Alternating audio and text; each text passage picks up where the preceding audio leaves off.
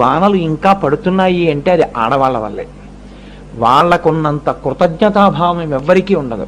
మీరు నమ్మండి నమ్మకపోండి, అమ్మవారి యందు నిష్ట లేకుండా చాలా కేవలం స్వల్ప విషయాలుగా తీసుకున్నటువంటి వాళ్ళు, ఆగర్భ శ్రీమంతులైనటువంటి వాళ్ళు ఇటువంటి ప్రమాదాలకి గురైపోయి చాలా చిన్న వయస్సులో భర్తలు శరీరాన్ని వదిలిపెట్టేస్తే అలో లక్ష్మణ అని ఏడుస్తూ జీవితం గడుపుతున్నటువంటి స్త్రీలు నాకు తెలుసు. నేను ఇది ఎవరిని ఉద్దేశించి నేను మాట్లాడటం లేదు, వైదిక సంస్కృతి యొక్క గొప్పతనాన్ని ఆవిష్కరిస్తున్నానంతే. కాణిపాకం వెళ్ళినప్పుడు నన్ను ప్రత్యేకం గుడి దగ్గరికి వచ్చి ఒక్కసారి రమ్మని కారులో తీసుకెళ్లారు. నాతో వచ్చిన వాళ్ళు ఎవరైనా అప్పుడు ఉండుంటే నా జ్ఞాపకం ఉండుంటుంది వాళ్ళకి.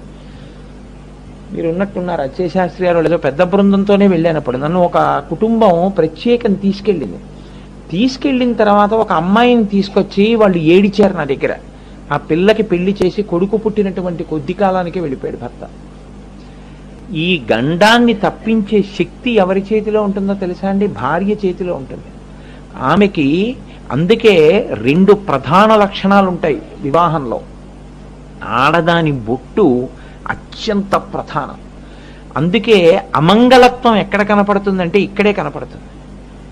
నేను ఒకవేళ జాతకం చూపించడం అనేది చేసినా ఈమె నక్షత్రాన్ని, జన్మ నక్షత్రాన్ని సరిగ్గా నిర్ణయం చేశారో చేయలేదో పాద నిర్ణయం చేసినప్పుడు ఈ నక్షత్రాల్ని జాతకాన్ని చూడడంలో తగిన శక్తివంతుడు చూశాడో చూడలేదో, చూడకపోతే ఏమవుతుంది, ఆమెకి వైధవ్యం ఉంటే తన కొడుకు వెళ్ళిపోతాడు. ఇలా వెళ్ళిపోకుండా ఉండడం కోసమని సనాతన ధర్మంలో ఒక గొప్ప ప్రక్రియ ఒకటి చేస్తారు. మంగళసూత్రం కట్టే ముందు తిన్నగా మంగళసూత్రం కట్టించరు. ఎందుకంటే మాంగళ్యం తంతునా నేనా మమ జీవన హేతునా అంటాడు, నేనున్నానని గుర్తు. ఈ మాట అనే ముందు వరుడితో ఒక పని చేయిస్తారు.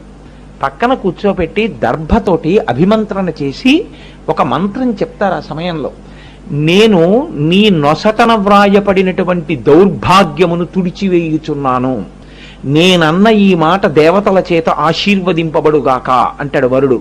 అని దర్భని నీట ముంచి ఆమె యొక్క 2 కనుబొమల మధ్యలోంచి పైకి ఇలా అంటాడు. అన్నప్పుడు లలాటమునందు బొట్టు పెట్టుకునే దగ్గర దౌర్భాగ్యం ఉంటే, అనగా వైధవ్యము రాశి ఉంటే ఆ ఒక్క సమయంలోనే దేవతలు తొలగిస్తారు. అది ఆడదానికి వరం వివాహ సమయంలో.